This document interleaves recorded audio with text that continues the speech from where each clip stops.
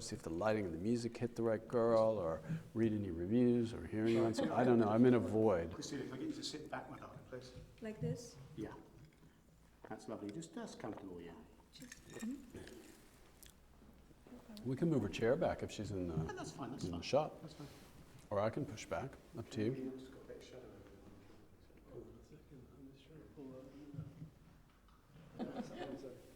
Right, loading at speed, stand by and stable. Red draw? Yep, loading.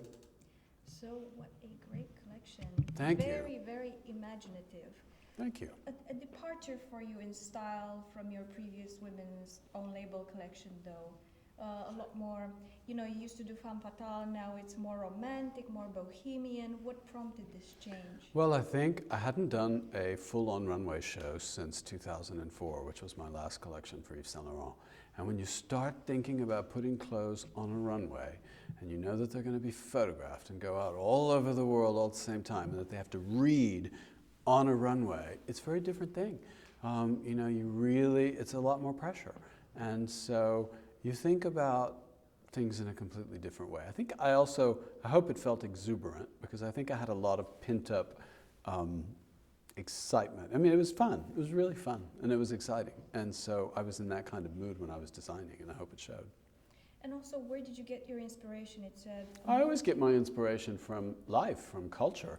If you read the little card on your seat, it said cross-cultural, multi-ethnic.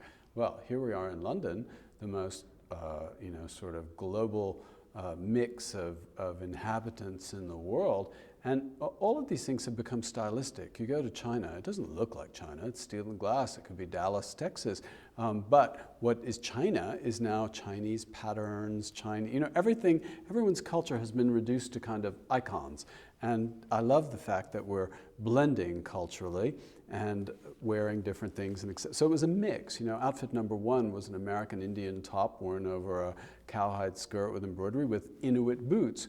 The next girl, she is from Anaheim, California, but she is Korean, and she's blonde, and she speaks French.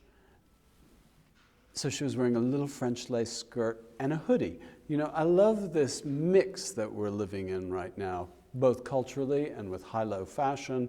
And although my low fashion still is very expensive, but you know, the hoodie, but beautifully made and beautifully embroidered. So that's what excites me right now, is contemporary culture. That's where my inspiration has always come from. I'm also a little tired of this minimalist movement in clothing, and I was really in the mood to see color and you know, full-on fashion.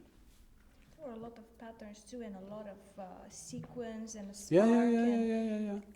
I've seen it's quite a trend. I don't know if it's a wish for decadence or like kind of a balancing of... it makes you happy. I think, you know, a lot of things are not so great in the world right now, and I think we have a need to be cheerful and happy, and fashion should be fun, and it should be, you know, maybe we've been a little serious about it lately, and it's time to sort of lighten up and say, wow, I like this. It's flashy, you know. So. And why did you choose to show it at London Fashion Week? You could have probably chosen... I could have, but I didn't want to. You know, I moved my Gucci design studio here in the mid-90s, and I've had a house in London for the last 15 years. And most of my design assistants, even when I was at Gucci and even when I was at Yves Saint Laurent, were English. And I love spending time here. My design studio's here. This is where we sell the collection, so it's really a second home for me. And I have a child now, and I'd like him to go to school here. So it's about showing in a place that I consider really my second home. And I find it an exuberant, exciting, inspirational city. So that's why I chose to show here. And speaking of a child, you're a new daddy. I am. How does that affect your whole process? Oh, it's wonderful. You know, the nice thing is that I'm not going to talk about it because I don't really talk about my son, but it takes you away from yourself, you know, to spend time with my son.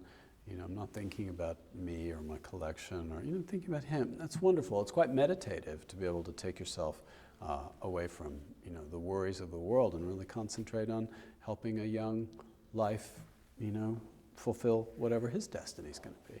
So are we going to see a tiny baby? Oh, I don't know. I used to do that at Gucci sometimes, but I don't know. We'll see. Switching gears a little bit, Oscars are coming up. They are. I'm leaving tomorrow for Los Angeles. Do you have any hopes for any particular films this year? Well, I don't want to talk about film, but there were a lot of great films. I would have to say probably my favorite film was Silver Linings Playbook, which I loved. In terms of this clothing design, maybe? Oh, I don't want to talk about that. Okay. But I usually do dress some people at the Oscars, and I have a lot of friends that are actors and actresses, and we'll see.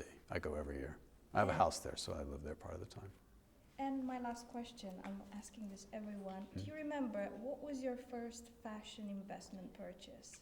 And why did you want to? My first fashion investment purchase. Well, it was probably a bottle of perfume, and it was Penhaligon's Blend and Bouquet, which was very expensive. And I remember buying a bottle of it when I was probably 16, and it was a fortune, but I just loved the way it smelled. Wonderful. Thank you so much for your time. Thank you. Have a good evening. Thank you.